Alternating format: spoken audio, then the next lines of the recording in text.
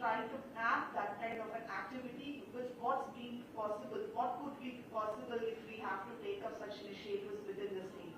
So this is all about that. It is definitely not the action plan, but it's definitely a strategy which will give you the plain picture of the roles and responsibilities of the different stakeholders, be it the government departments or the kind of the civil society or the different corporates.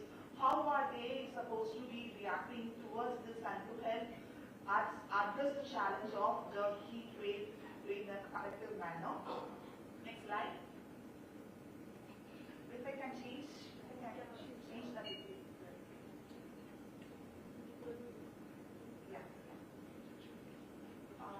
The view is not, it's not giving the full view.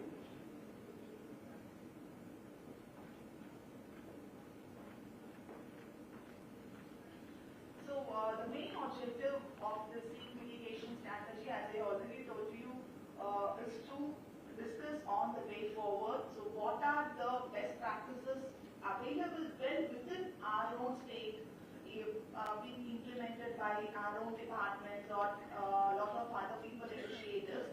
So we have documented all of this. The slides are not moving.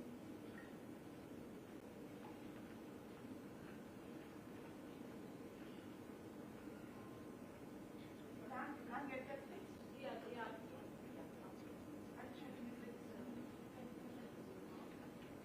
Can you stop slide sharing? Now it's now fine.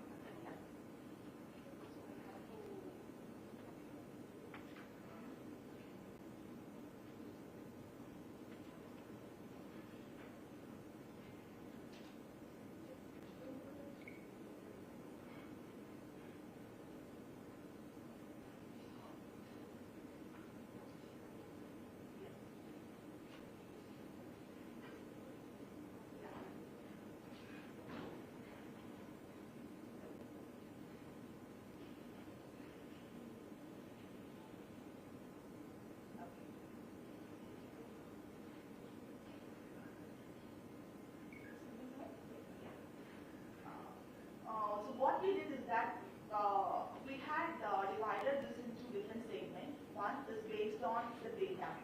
What is the data saying us, and what are the different things that we have to look into this? So the overview is that a lot of these figures and percentages would definitely be attractive, but it's also raising a huge concern. About 75% of the labor force and 14% of the retail economy is really vulnerable with respect to heat. And this calls for an immediate attention why we should be having a heat action plan. And this heat action plan should be circulating up to city, surpassing all the state level, district level, and even up to the city level. We are supposed to be having it. And already the Department of Environment is working on having the state action plan for climate change 2.0 version. Is getting prepared. I believe that it will be released shortly. I'm sure that Raghunath sir would be able to will be talking about that. And here, this is the need for the heat mitigation strategy. And Tamil Nadu having very high population, and about 48% of the state is urbanized, and we expect to have about 52% increase in the urbanization. And a lot of analysis have also happened, and we have also established a climate studio in Anna University, which has been looking into the data and coming up with projections telling that the state would be experiencing an increase in climate, increase in the temperature levels in the coming years, and the heat conditions and heat wave is definitely not going to be the concern of just the modern Tamil Nadu, and it is more of a concern to the interior parts. And why it's a huge concern is that it's not just the heat, it's also the thermal discomfort caused because of our tropical location, coastal orientation, and all of that put together. And how we went about doing is that we pulled in 38 different departments, we formed subcommittees, and different experts from different agencies were also onboarded. We established a heat action network with 110 participants. We did about a lot of stakeholder consultation and documented different case studies within the state and across the state, across different other states as well. And we went about preparing the action pathways for the different sectors.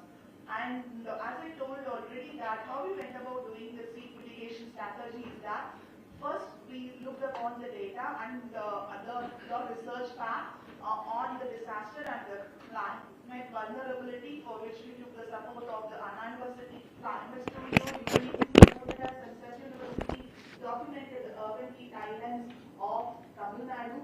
We did the preliminary study of what are the different urban heat island hotspots in the state, and we also documented those stuff. And one of the concerns is that we divided the heat mitigation strategy into four segments. The one which I already told you, the second one was the health and the well-being part. Third is on the sustained productivity, and fourth is the urban cooling solutions, what can be implemented in order to have a kind of mitigation towards this heat. And the objectives are not running. So already I have discussed about the approach what we went about taking in preparing this heat mitigation strategy with reference to different policy documents, different guidelines what is being published by different ministries and state machineries. And the mitigation pathway, what we identified is that there needs to be an action pathway which has got a lot of correlation with the built systems and the built environment and the vulnerable livelihood and the communities. And we looked upon the opportunities what are presently existing, where each one of these sectors could be rightly addressed. I'll definitely take you through each one of this, and I believe that everyone present today will know what are the different heat hazards, and the number of heat days what we are recording right now is on increase. It's definitely a concern, because I'm also coming from the forest department. It's definitely a huge concern because the incidences of the forest fire has also been increasing. So it's not just the incidences, it's the number of the fire days. It's about also the forest which has not recorded fire in the past decade have also started to record fire incidences. So it's not just a concern of only the human communities. It's also the concern with respect to the biodiversity and the wildlife population, which will definitely be, will have to look upon it as a health issue here.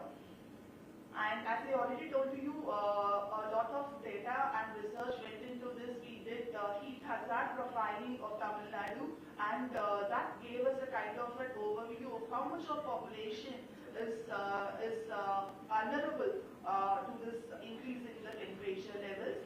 And all these pictures will draw your attention on how the heat profiling was made, and the period of the heat stress is between March to June, and exposure, and about 68% of the state population is said to be exposed to about 8 to 9 hours of the strong heat stress between March to June.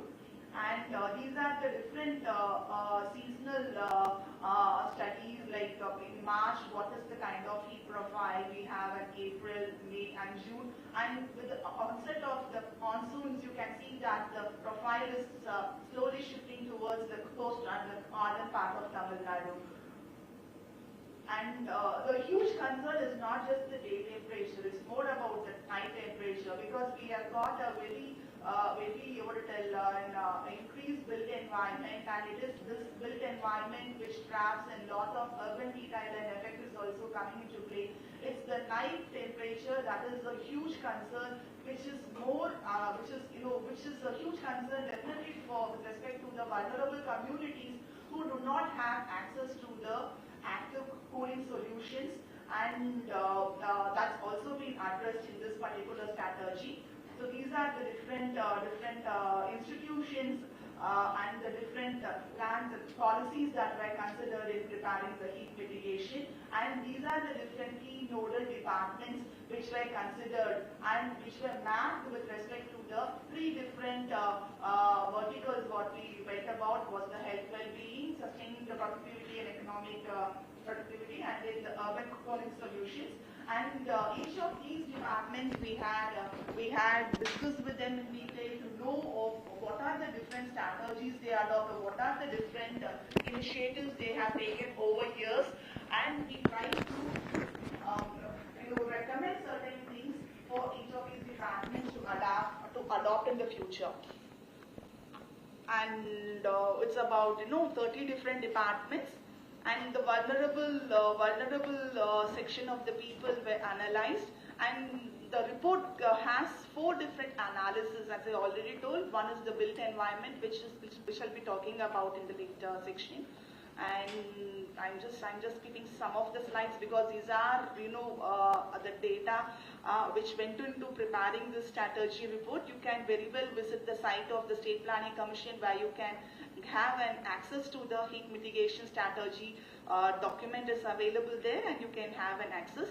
And with respect to coming here, this is the major thing what I would like to present today is the key recommendations with respect to each of these verticals. So with respect to the health and well-being part, we've been telling that heat is affecting a lot of people, and especially the vulnerable section. But do we have a data on it? Is there a system where the data is available for us to know what are the number of cases that's getting reported? As of now, it's in a very nascent stage. But yes, we have recommended the department to take this seriously and to develop a kind of a data management system which will be documenting the different cases that is getting reported related to the heat effect. And that's one major recommendation what we are doing. And we have also recommended that to use technology to make this supply of the ORS solution, which is a very important intervention in terms of helping people to overcome the effect of dehydration. These are already being done by the department, but then the scale at which it has to be done has to be enhanced. And that's the major recommendations we have given. And here you can see about the different thing of setting up heat health contingency plans, training and capacitating the medical machineries within the state to improve the documentation and the data quality on heat stress, facilitating technology advancement to support critical vaccinations, because heat is also related to a lot of vector-borne diseases. So we also need to address the impact what we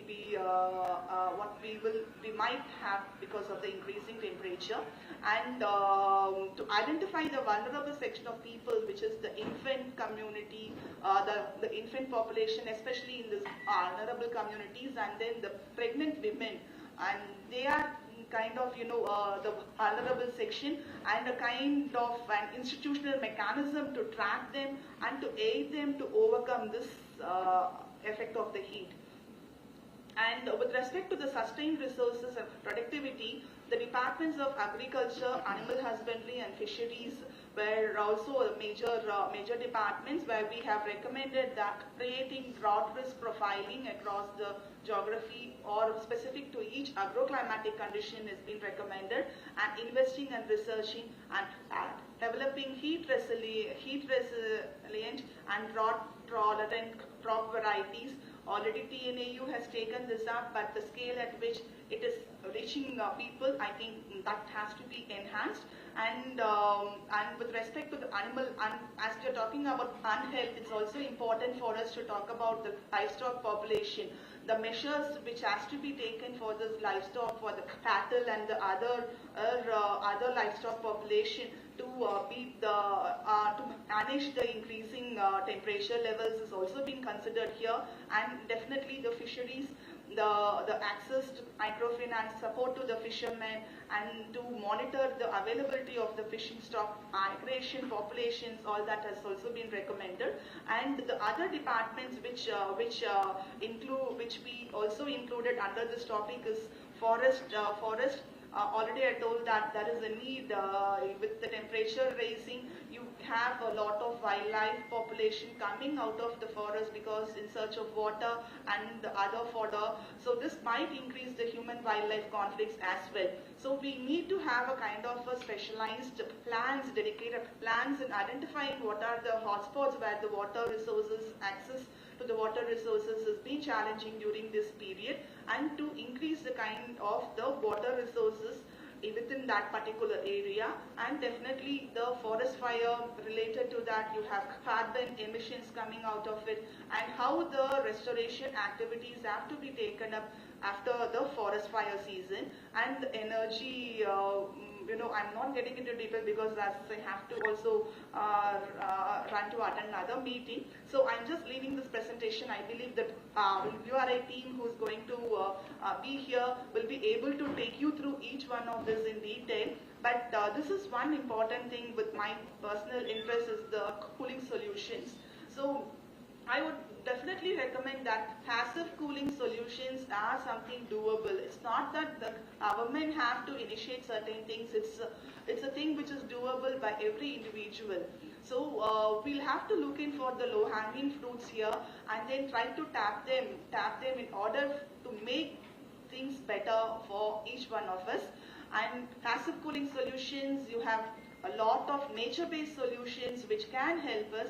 And as Supriya ma'am already told, a kind of inventory is getting prepared where there will be a website available where you can go have a reference of what is it you're looking for. If you're looking for cool roof solutions, there are recommendations and there are suggestions of how you have to go about doing things. And if you're looking for improving the green cover in your vicinity, what is the kind of methodology you have to adopt and what are the different species you can be using, all that kind of and documentation of which is in a very, very simple and lucid manner you'll be able to understand. And this is something what the state, what the department has taken up in documenting. So today, as all of you from different departments are here, I believe that there will be a lot of discussion, and I definitely recommend Ms. Aarti to get that documented and to share with the department for us to take things forward. And these are the kind of different, we submitted the heat mitigation strategy to Honorable Chief Minister at the month of March before the heat season started in the Tamil Nadu, and a lot of initiatives have been taken by different departments. It's not just only after the heat mitigation strategy, but the departments have been doing it for years, but just that it skipped our attention. But now things are in right track, and I'm sure that with the support of all the stakeholders, definitely the Government of Tamil Nadu will be a pioneer and the forerunner in handling the challenges of not just heat but all of the climate change in an effective manner. So with that, I thank everyone for giving me this opportunity and for patiently listening through this long presentation. In fact, thank you so much. If there is any questions, I'll be able to take it before I leave. Thank you. Thank you so much, ma'am. I know it was rushed for you as well, but thank you for taking us deep into what the heat mitigation strategy for the state looks like, and for all the media that is here. It is of great interest.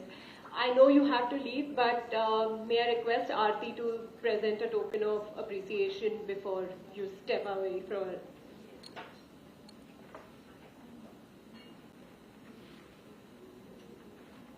Thank you so much for making time.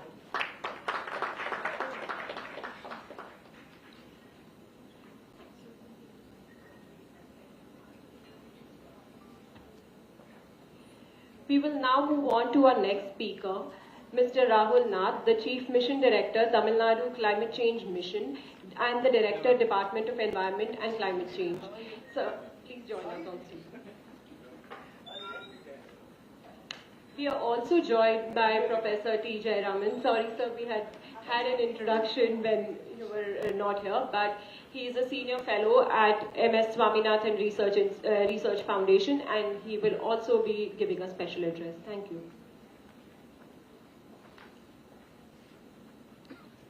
Thank you. Good morning to ladies and gentlemen. At this offset, I am honored to be part of this national conference on heat waves and changing monsoon pattern, preparedness and climate change. The timing of this conference couldn't be more critical because we are witnessing the intensifying effects of climate change with extreme weather events like heat waves and unpredictable monsoon factors that is becoming a harsh reality for most of us. Heat waves and monsoons are two extreme weather events that significantly affect India's population, infrastructure as well as economy. The rising intensity and frequency of these events due to climate change necessitates national dialogue on preparedness strategies. However, amidst these challenges also lies an opportunity. This conference aims to bring together the stakeholders to discuss best practices, share knowledge and develop actionable plans for managing heat waves and monsoons effectively. Tamil Nadu, the southernmost state in India, has a tropical climate. Despite being flanked by the sea and the Western Ghats, most of the state is extremely vulnerable to the heat stress. It regularly faces soaring temperatures of more than 40 degrees Celsius for a significant part of the year. Studies indicate that the temperatures and heat stress are likely to increase drastically in the coming years. Between 2011 and 2021, Tamil Nadu has on average witnessed more than 8 heat wave days a year, as reported by the Ministry of Earth Sciences, Government of India. The state faces an increased number of heat stress days, notably from March to August, with a rising trend in heat waves observed from 1961 to 2021, as per the Ministry of Earth Sciences. More recently, from 21 to 23, that is the last couple of years, it recorded an annual average of 300 discomfort days, resulting in a daily productivity decline of 3 to 4 hours. This is kind of a concern for a state like Tamil Nadu, which is leading manufacturing hub and an industrial powerhouse. In 2023 alone, 12 heat wave related deaths were reported in Tamil Nadu up to the end of June. Similarly, the World Health Organization, the WHO, states for international norms, they say that there should be 9 square meter per person of urban green spaces for every city. Unfortunately, Chennai has only 0.81 square meters. This is a bit of a challenge for us. Also, the IFSR 2021 report states that Chennai's forest tree cover is at 5.3% compared to Hyderabad, which is at 72.9%, Mumbai at 25.51%, and Delhi at 12.61%. Again, as per the Ministry of Housing and Urban Affairs, 48.4% of Tamil Nadu's urban population currently resides in urban areas, which is projected to increase to 67% by 2030, thereby Tamil Nadu becoming the largest urban conglomerate, the largest urban population in the entire country.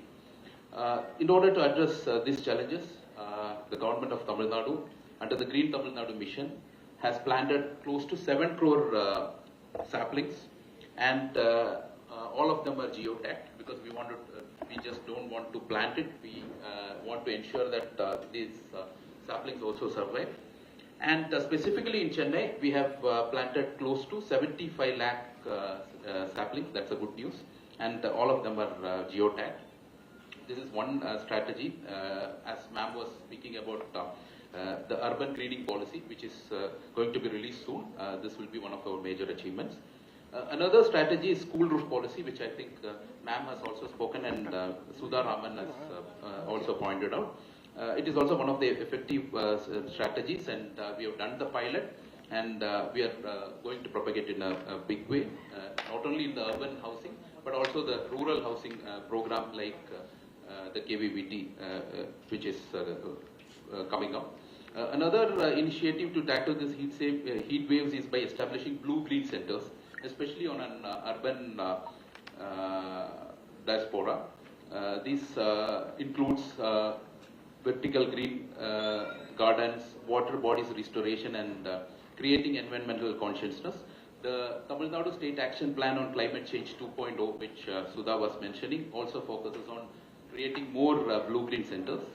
But perhaps most importantly, we must prioritize justice and equity in our response to climate crisis, because those who are least responsible for the climate change are often the ones who bear its heaviest burdens.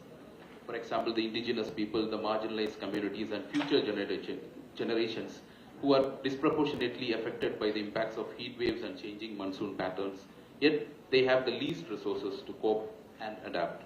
As we chart a course forward, we must ensure that our actions are guided by the principles of environmental justice, human rights, and intergenerational equity. In closing, let us remember that we stand at a critical juncture in human history. The choices we make today will reverberate for generations to come. But with courage, determination, and solidarity, we can rise to the challenge of climate change and build a more sustainable and equitable future for all. Thank you all. Nandri Vanakkam.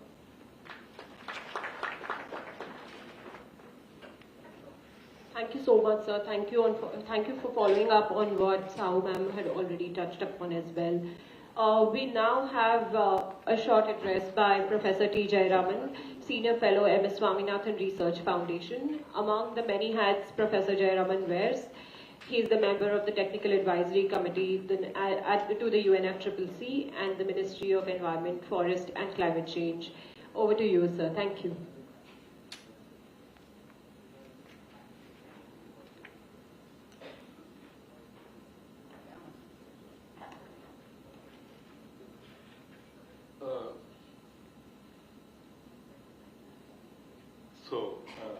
I will take about 10 minutes. Yeah. So I think we are already running behind time, and I don't want to stand between you and the more technical presentations that will certainly follow what we are discussing in the inaugural session. I am very happy to be present on this occasion, and thank you, Aarti and others, for the invitation. Let me say at the outset that Tamil Nadu has a very impressive climate change overall program. So I think it is very ambitious, which is very good. It has a certain degree of comprehensiveness which we do not always see in other places. For instance, in the heat wave action plan, I saw on the slide that one of the things which is planned is the occupational safety and health working rules to be suitably modified. So I think that very few people pay attention to. So I think this is extremely valuable. So I think there is a lot to build on here that we can talk about. So what, I will not get into the details of these, but I will just make 2 points. One is, I think, regrettably in the field of climate, there is a, ambition is very often expressed in terms of what you would like to do, what you plan to do, etc. But there is very little monitoring of what actually happens. So, for instance, we have the National Action Plan on Climate Change. But apart from the mitigation aspects, which are associated with the greenhouse gas inventory, and these are reportable to the United Nations, UNFCCC, etc., very little else is actually systematically monitored.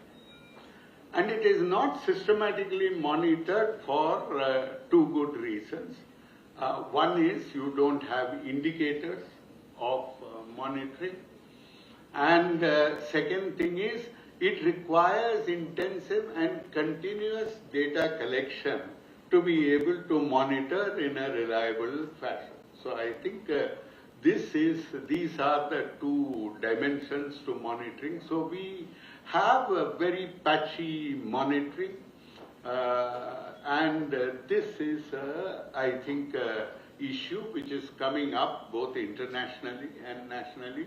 So I think good initiatives on monitoring, on indicators and evaluation is one of the most critical factors to take up. So that's number one. The second, so that's by way of concretely about what this workshop is about. And I'm not going to the details, but as I see it, this is. The second thing about, which I just want to add very briefly about the subject of this workshop, is that on heat wave action plans and mitigation strategies, we need the working rules and, if necessary, enabling legislation alongside urgently. So, for instance, when you hear of 81 deaths, we are not sure, it is because were they people working outside? So, should you not, beyond a certain trigger temperature, say that there should be no external activity? But if there is no external activity, it cannot be that the daily labor who works in construction is simply not paid for the day.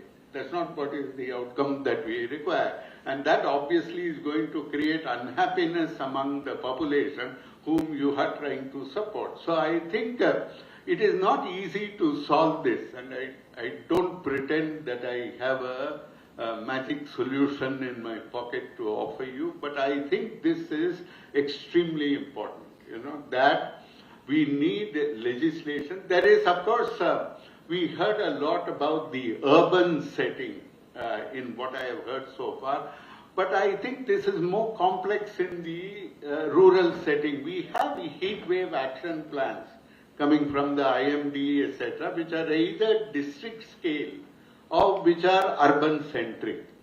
We really do not have rural heat wave action plans. And I think we must think this through specifically. So, formulating rural heat wave action plans is, I think, a very important step forward. And this is something at MSSRF which we are thinking about on our own. The third thing I want to add is on health data. We need to have, much better mortality and morbidity data during the entire period that you think is under heat wave stress. I know this can be a touchy subject. Government officials will be aware of the pressures on this kind of issue during the COVID pandemic. But we have also learned the importance of this data. So I think without good mortality and morbidity data, we are not able to capture. See, it's one thing to say this is a heat wave death or it's a heat stroke death. That itself, health departments sometimes are reluctant, Well, is this really heat wave? There were other conditions. So this is a well-known story. I'm not going to go into, so that can be solved. But I think more importantly, we really need to know what is the excess mortality, excess morbidity. There are some estimates which are there. I heard in the presentation by the Secretary of the Planning Commission. So I think that is something to usefully pursue. So I think followed by good statistical analysis. And I think very often what happens is in our enthusiasm on climate change, there is far too much anecdotal information or some general statistical analysis, but really good high quality statistical analysis, data unit if you wish, in whatever climate department or whatever setup you want, in whatever way, which does high quality data analysis should be possible. We have experts here. It's on the program that Raj Bhagat is here, so I think there are many. So as a person I follow regularly on social media, like a few thousand of us. So I think a lot of expertise is available, and I think good high quality data analysis is something we need to pursue. So these are a few concrete suggestions, but in another 5 minutes, let us say, let me highlight 3 other points of a more general context.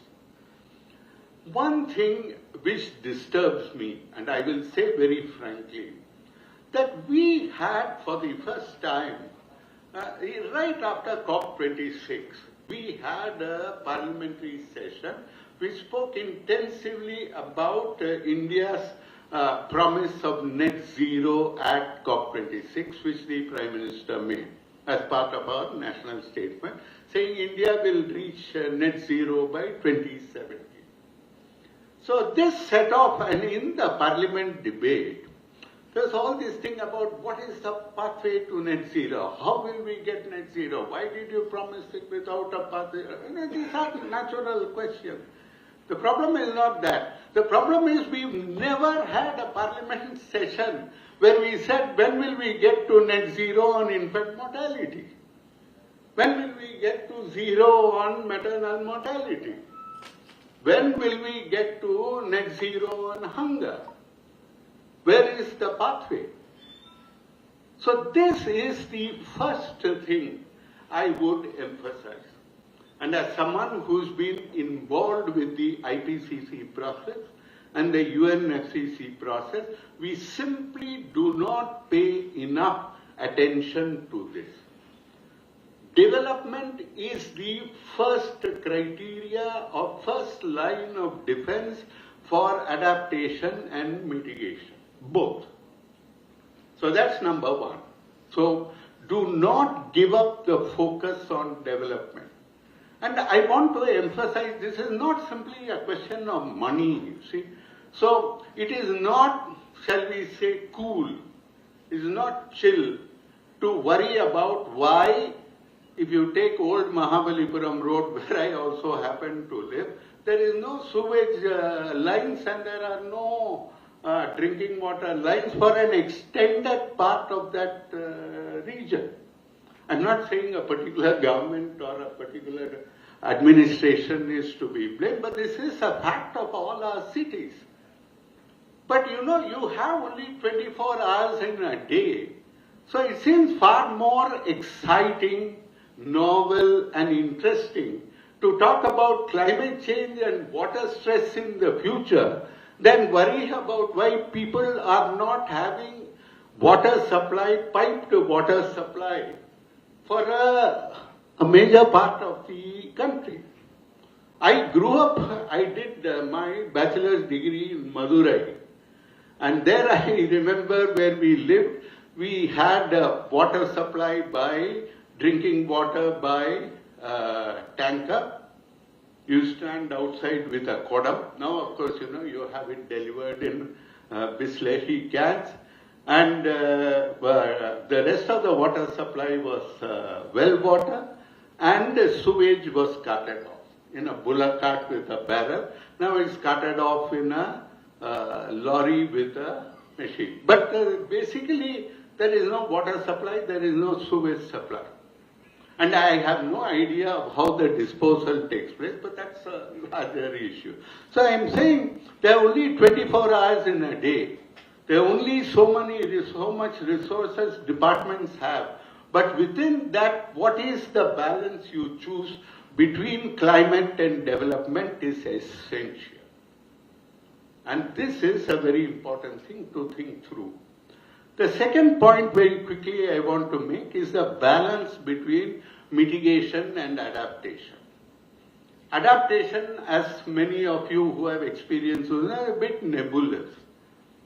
You know, there's a whole debate about whether you want output indicators or outcome indicators. And this will take time to actually see the impact of outcome indicators. Whereas mitigation is very simple. It is sort of, you can pin it down and it is very quantifiable, etc. So even in a country like India, where our contribution to the global carbon budget is a measly some 4%, 7%, huh? 3.5%, 4%, and in fact, so our contribution to cumulative emissions and temperature increase is so minimal that our focus should really be on adaptation. But mitigation looks fashionable. Oh, we are also contributing to climate, to saving the planet. Regrettably, I don't think so, because our footprint is not so large as the scale at which we can intervene, which will affect us, whereas adaptation is more real, more immediate, and more connected with our development needs. So this is the second point. The last point is there is a lot of enthusiasm about carbon pricing and carbon markets. I mean, like all things new, there is always, now of course we have a younger generation of people, graduates, business management people, etc., who have grown up with active financial markets, the new wave of trading, etc. There are college students, who buy and sell shares, etc. Or that kind of thing didn't happen when I was in college. These things happen now, so there's a lot of interest in carbon trading. But mind you, no developed country has really gotten into carbon trading in the natural resources sector. It is unknown territory. And the fear really of governments, even in developed countries and experts across the world, is that market-based solutions of this kind don't work when you have to protect vulnerable communities. So I think, I won't go into this in detail, but I leave this thought with you. The balance of market and non-market approaches is critical for our future vision of what we do about climate change, our vision of climate action. And in a country like India, where 70% of the population classifies, I think, as vulnerable by any yardstick, I think we must be extremely cautious about carbon pricing and carbon trading. So at MSSRF, this is something we are very keenly interested on, and later this month we are holding an online consultation on safeguards for communities in the context of green credit and carbon trading programs. But I think that is just one level of the problem. There's a much larger issue, given our position on equity and climate justice. What exactly is the role of market approaches and carbon pricing and carbon trading? So I've taken a little more time than I thought, but so I'll thank you once again, all of you, and for the opportunity, and wish you all the best. Thank you. Thank you so much, sir, for those great thoughts. I think we all have something to think about. I will request your attention for about 10 more minutes. We have Dr. Krishna Vats joining us from online. He's the member of the National Disaster Management Agency. He was to be in the first panel, but he has a meeting to attend, and we will quickly hear from him on Zoom for a bit. Sir, can you hear us? Hello? Can you hear me? Yes, sir, we can, but we can't see you. We can now. You can see me now. Thank you so much, and apologies for keeping you waiting. Over to you, sir. Thank you. So thank you very much for inviting me to the workshop. I always I appreciate these discussions. They give us clarity, they give us way forward. This is an area that is getting more and more attention and better traction, and I think a wide-ranging discussion is always helpful to flesh out the interventions. I would just begin by saying that this year 2024 has witnessed an unusually prolonged and intense heat wave. And though we started our preparations in November last year, and we thought that we have done a very good amount of preparedness at the state level. We have been asking all the states to prepare heat action plan. I think towards the end of the May or the second half of the May, the temperature just increased suddenly, and it was for a very, very long period of time. Generally, it has a short spell of 2 to 3 days, and then the temperature comes down. But this time, the high temperature continued for a long period of time, and the difference between the day temperature and the night temperature also did not come down. So the impact of the heat wave was quite severe across the entire northern India, eastern India, western India. So many states had borne the brunt of the heat wave. As we are dealing with it, and there have been several meetings, review meetings. We are working with the states. We are working with the district administration to issue all the advisories, and all the alleviative measures.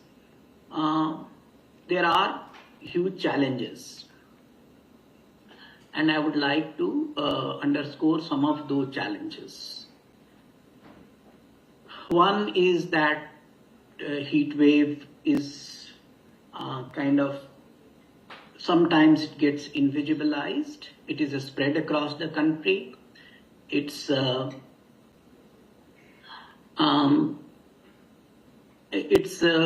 impact is not immediately clear. It's unlike any other disaster that we deal with. So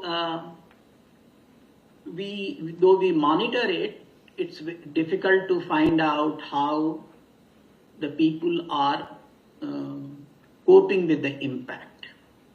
So these are disasters with very sharp local dimensions, and they have very varying impacts, even within a location, even within a city. There are certain cities that are more affected than the others. So, and the kind of monitoring capacity that we must have for understanding the impact of the heat wave across the districts, across the urban areas and rural areas has not really developed in a commensurate fashion. As the previous speaker mentioned, urban areas of course get more attention, and rural outreach is extremely important. And I think there is a need to involve the Panchayati Raj institutions in a more prominent manner to deal with the impact of heat wave. The second most important thing that we need to keep in mind is how the heat wave has a differentiated impact, how the vulnerability that people are dealing with is highly differentiated.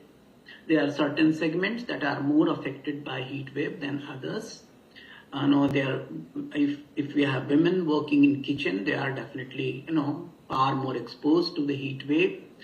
Informal sector workers, construction workers, they are very, very directly impacted by the heat wave. And though we have been working on the heat action plans, the heat action plan does not always show this kind of understanding of the differentiated impacts.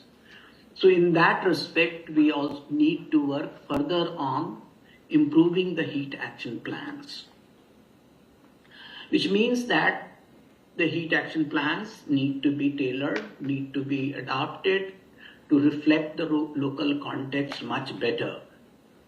And they definitely need to introduce those interventions which are targeting the most vulnerable sections. It also then suggests that we need to have more community involvement, more participation in preparing the heat action plan. It just cannot be a government-owned heat action plan. So right now, heat action plan is prepared by the city administration, the municipal corporation, or the district administration. But I think we need to have more widespread consultation while developing this. As the heat action plan emerges as the most important instrument or tool of dealing with heat waves, we also need to appreciate that it requires some capacity to prepare heat action plans.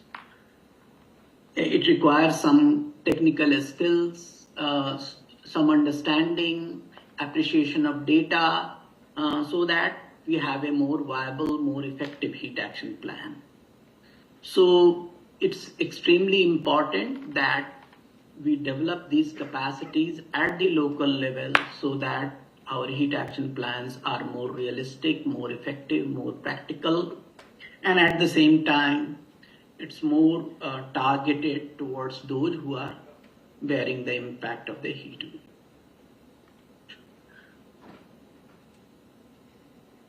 A big challenge for the heat action plan is to balance the short-term preparedness with long-term mitigation strategies. Last 4 or 5 years, we have been working on the heat action plans, and as a result of NDMA initiatives, now we have a large number of heat action plans being prepared. One of the issues that we always see, and it is partly a reflection of the process that we follow, that heat action plans are emphasizing the preparedness measures more. Perhaps in the next 2-3 years, we would see that heat action plans are also looking at long-term measures, what we call the adaptation measures. So there is definitely a need to balance this kind of a preparedness and mitigation measures. We need to bring in the elements of infrastructure improvements, urban planning, urban greenery, more water structures, watershed conservation, development. All those measures need to be included. But when we bring in some of these long-term measures, it's equally important that we also think of funding these heat action plans. And right now, the heat action plans are supported through community resources, supported through various resources which are not which are not at a scale, I would say. So we need to think about funding the HAPs much better. When we prepare the heat action plans, we also need to think of how we are monitoring them. I mean, it cannot be a top-down approach.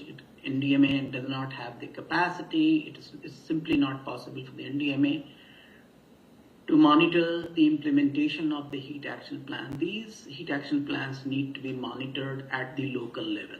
And I think there has to be, again, some capacity for local level monitoring. The local level ownership is extremely important. The discussion that I just engaged in brings out the importance of the whole of the government approach and the whole of the society approach, that we need to have participation of all the government agencies, different departments, but at the same time we also need to bring in private sector, civil society, NGOs and individuals. It has to be based on social responsibility and an element of personal responsibility is also very, very important to make heat action plans viable. So, what is now critical is that we go in for a new generation of heat action plans that are more participatory, more community oriented, that are balancing the preparedness and mitigation measures, that are funded to some extent, and the funding should be based on pooling arrangements. So if we have to go in for these measures, and these measures have a kind of a sense of urgency now, what are some of the prerequisites that we need to develop or support? One, that we need to have capacity at the national, state and the local levels.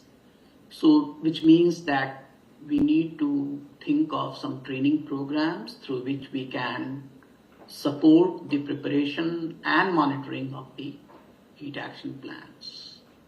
We should definitely think of setting up a digital platform for knowledge management on heat waves, how the local level issues need to be addressed. So we need to have these arrangements in place so that we have more targeted interventions, more balanced planning, localized monitoring and comprehensive funding. And I think it requires that we collaborate more with the think tanks, with the local governments, with the academic institution to develop a more holistic, more integrated initiative aimed at addressing the challenges posed by heat waves. So, and I would like to thank the organizers because these kind of workshops lead to setting up of a community of practice in heat wave management, and I certainly look forward to a more active community of practice in this area. So this is what I would like to say by way of our recent interventions and initiatives, and how and the future direction that they need to move in. So thank you very much for giving me the opportunity to share my thoughts. Thanks. Thank you so much, sir. Thank you for those insights and also summarizing what's needed. I hope you could hear us. Yes. Thank you so much. Thank you so much for all being patient, but before we break for tea, I wanted to open the floor once to ask if anybody has questions to our speakers on the dais and online. If we have any questions. We can take maybe 1 or 2 questions if there are any, and I will also say that we are running late. Yes. About half an hour for the next session. So we'll make sure that we will have a short tea break and we'll give you ample time at lunch. Sorry about the time management. I have a question for Krishna. I think the question is, do we consider heat as a disaster in the country right now, or heat is still not considered as a disaster right now? It is not notified as a disaster, but since because it is a local level phenomena, so at present the notifications do not include heat wave, but since the government is working at all levels in dealing with the heat wave, there is certainly a recognition of the challenges posed by heat wave. Thank you. I see one more question at the back, so if you could have the mic.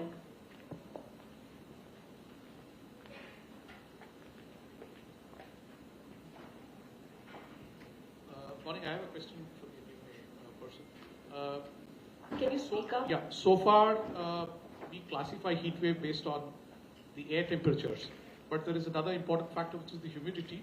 For example, last week when Delhi was having about 44 degrees Celsius at 2:30 p.m., the field temperature was around the same, 45 degrees, while Meenambakkam was at about 39 with a humidity of about 67%, which had a field temperature of about 46, 47, which was actually hotter than Delhi.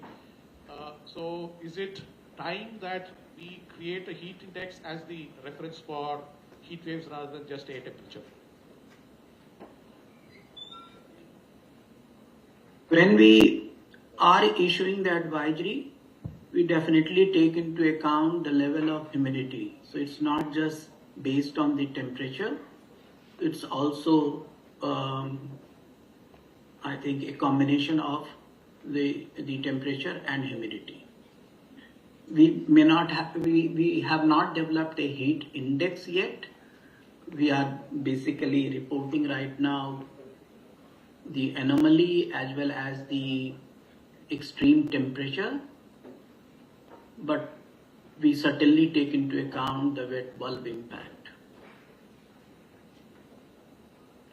Thank you so much. And before we break for tea, I would request Aarti to just give a token of appreciation to our guests on the stage. And sir, thank you so much for joining us online. Thank you. Thank you very much. Bye. Thank you. Bye-bye.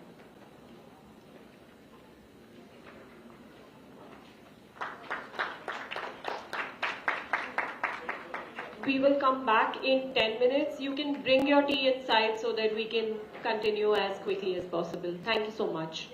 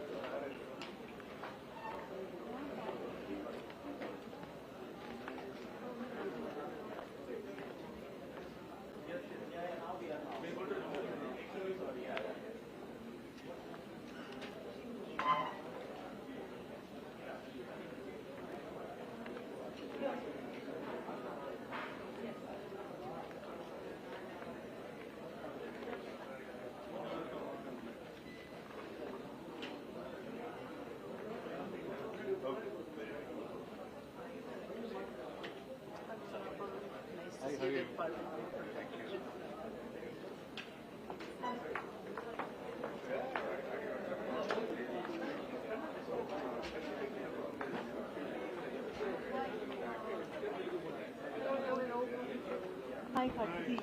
Hi, Aisha. I am just putting together 3-4 slides. No, not a worry. I'm just Yeah, no, I know. No, I know. The